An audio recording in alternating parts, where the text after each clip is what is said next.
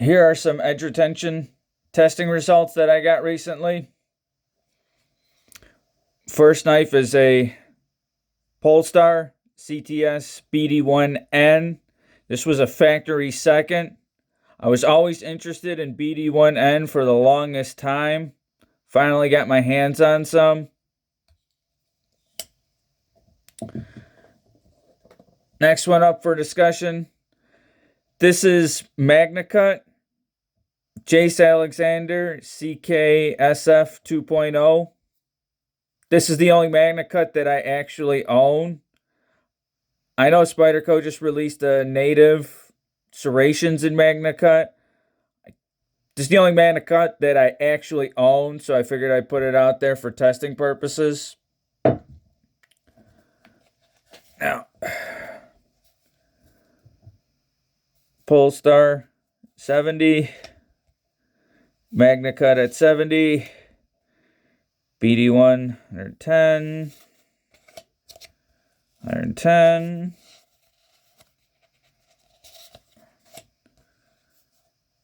140, 40, 80, 80, stuck. 10, 10,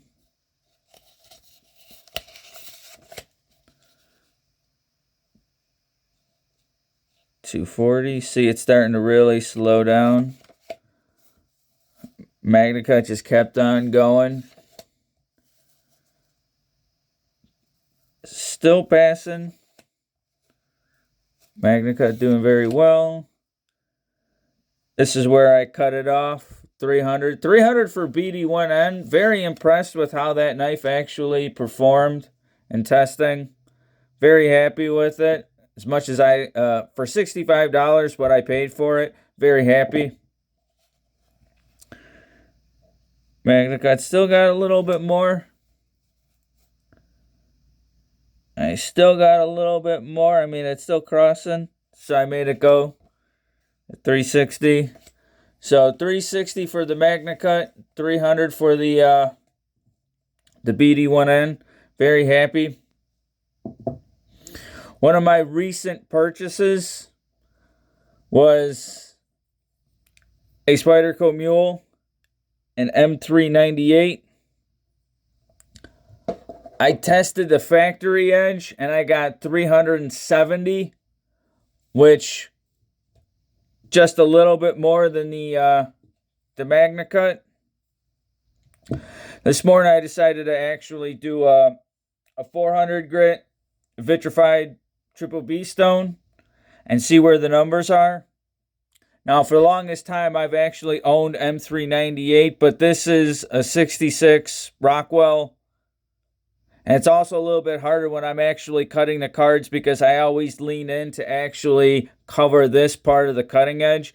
When I do my toughness testing, this actually is fine. But when I do edge retention testing, covering the whole edge itself is kind of problematic because I notice myself pushing in to actually get this part of the tip.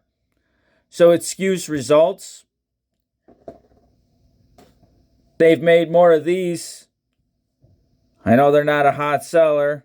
It's been out since November. This is March of 2023, so about 5 months later, I got my hands on some.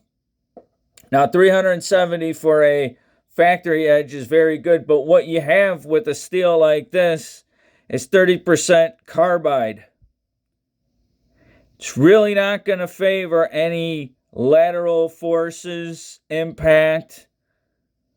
It's an offshoot of M390. A lot of people don't like that, but the edge it took was very nice, very aggressive. This is the kind of steel where you just put a working edge on there and you just leave it alone. If you had the sharp maker, I would just take the CBN rods or the diamond ones, and every like 2 days just do like maybe 4 to 6 passes per side and just keep that edge as toothy and aggressive as possible. No point in trying to make this knife to polish it out when you got 30% carbide volume And even when I was actually testing on the cardboard for testing, you could just hear it actually aggressively biting, even on the index card itself. Now, 370 for a factory edge was very impressive. So I put that 400 grit on there. Okay. Now, this is kind of thin. My hand was kind of shaking when I was actually doing the cuts themselves. I know I have scales I got to put on here, but I'll get around to that eventually. Right now, I'm kind of just interested in seeing what this could actually do performance-wise. Generally, I like 3 or 4 edges on there before I put 1,000 grit edge finish on there. And if I'm doing everything 1,000 grit, I think it keeps everything somewhat even as best as possible. Now, this is off that 400 grit edge. Okay. Now at 420 cuts, still going pretty good.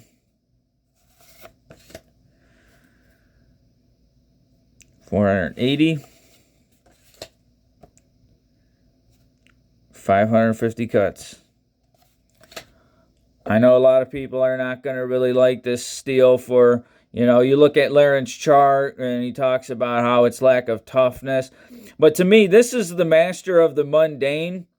If your cutting tasks are very simple, but attrition, high volume cutting, cutting soft material like cardboard, real light plastics, volume cutting is usually what dulls your edges themselves.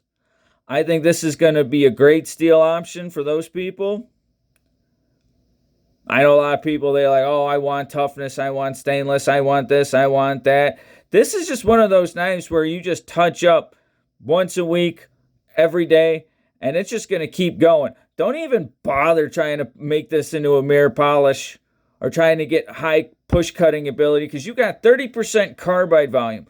25% of those chromium carbides, which are the softer versions, but you have so much volume on here. Let the carbides do majority of the cutting.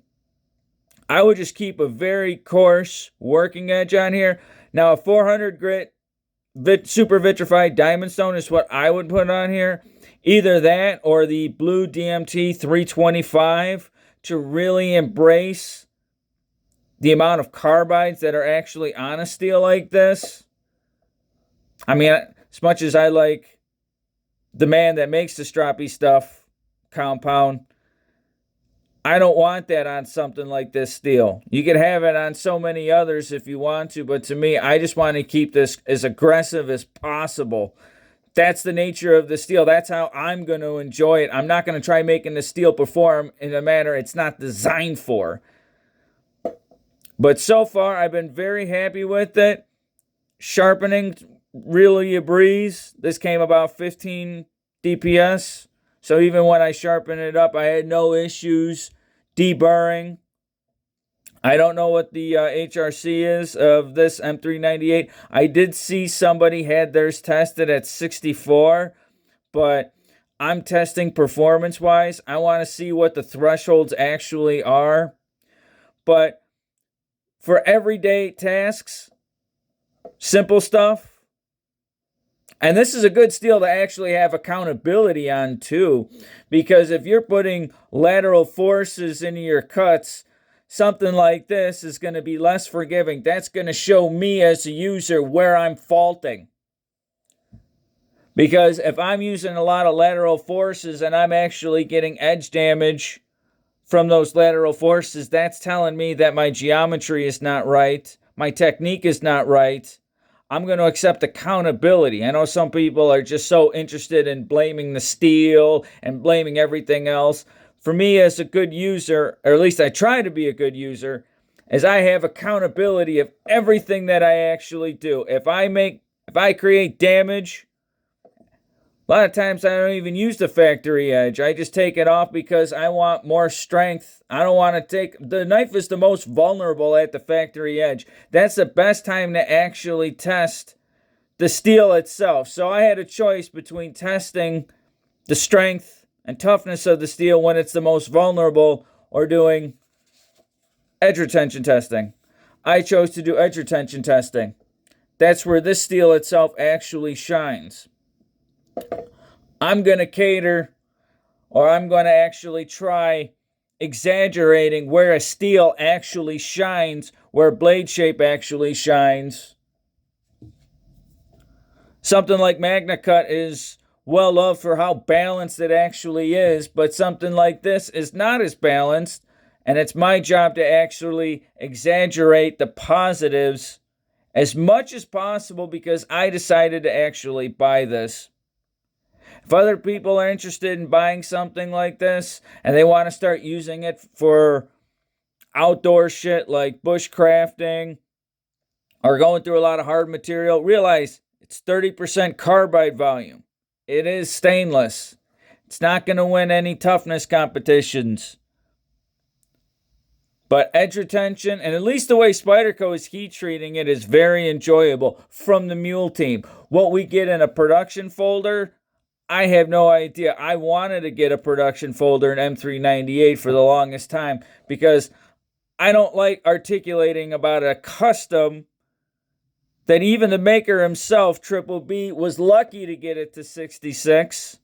I want to use something that's more mainstream, more accessible. If they made 1,000 pieces of these, one of these, how relative is that to the general user? So far, I'm really liking it. I still prefer the Rec 76 Mule over this, but not to say that I will not enjoy this a lot. To me, I think it's the master of the mundane. Nothing special, it's just going to keep cutting, and it's stainless, so I don't have to worry about corrosion, which I normally don't anyways, but it's a selling feature for some.